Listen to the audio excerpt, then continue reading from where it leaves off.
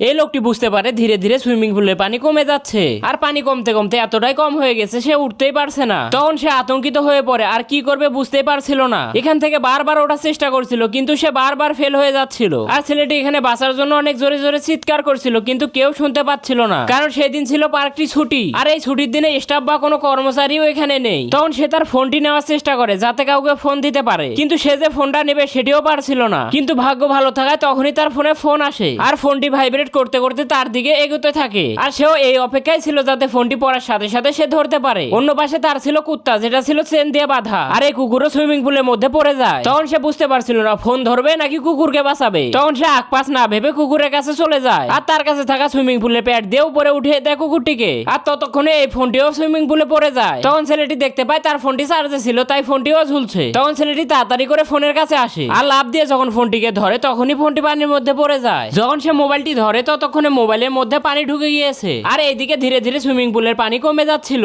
তাই ছেলেটি সুইমিং পুলের ভিতরে যায় যাতে এই পানিটিকে বন্ধ করতে পারে। আর যখন সে এইদিকে পানি বন্ধ করতে ব্যস্ত ছিল তখনই এখানে পিৎজা ডেলিভারি বয় চলে আসে যে এই পিৎজাটি এর জন্যই নিয়ে এসেছে। ছেলেটি ডেলিভারি বয়কে দেখতেও পায়। তখন তার কোমরে থাকা চেনটি এই পানির ঢাকনার মধ্যে আটকে যায় আর এই পিৎজা ডেলিভারি বয় এখানে মানুষ খুঁজতে থাকে যে কে অর্ডার দিল এখানে, কিন্তু সে এখানে কাউকে না পেয়ে এই লোকেশনে এই পিৎজাটি রেখে দেয়। আর এই ছেলেটি এই চেনটিকে খোলার অনেক চেষ্টা করে। যখন চেনটি খোলে ততক্ষণে পিৎজা ডেলিভারি বয় এখান থেকে চলে গেছে।